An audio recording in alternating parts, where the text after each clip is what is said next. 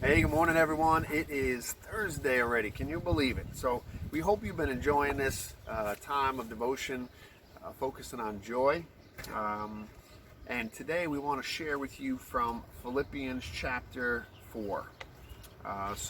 When we think of the word joy, right, joy is related to rejoice, rejoicing, and thinking of other joyful and joyous. So all those words coming around that idea of joy and that satisfaction, that contentment that we get from God. So let's do this. We're going to take a look at Philippians 4, verses 4 and 5. It says, "Rejoice in the Lord always. I will say it again, rejoice. Let your goodness be known to everyone. The Lord is near." So, when I was reading this and I was thinking about how we are to rejoice, right? We are to, when we rejoice, it's experiencing God's joy. It's praising God and being grateful for all that He's done. And when I think of that, when we rejoice, it's not just for us. It's not just that we're supposed to rejoice and experience the God's presence in our lives alone.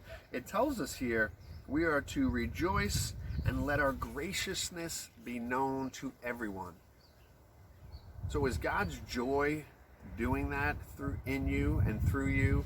Are you showing that graciousness to everyone? I know I am not. I'm not always gracious to everyone, and God reminds me of that. And so think about that today as you are experiencing God's joy, as you are rejoicing in Him. It's not just for you, but it's for you to share that with other people. Share that with your friends. Share that with your siblings. Share that with your rest of your family. Share that with those that you don't get along with so much. And the reason why we're going to do that, the reason why He says this, to rejoice always and rejoice, let your graciousness be known to everyone, because it says the Lord is near.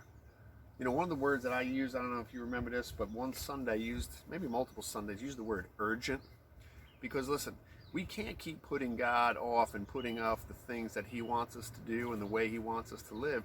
He wants us, right, to rejoice. He wants us to rejoice always. And then He wants us to be gracious, to be kind, to be loving to other people. So when we experience God's joy, share it. Give it to other people. Yeah.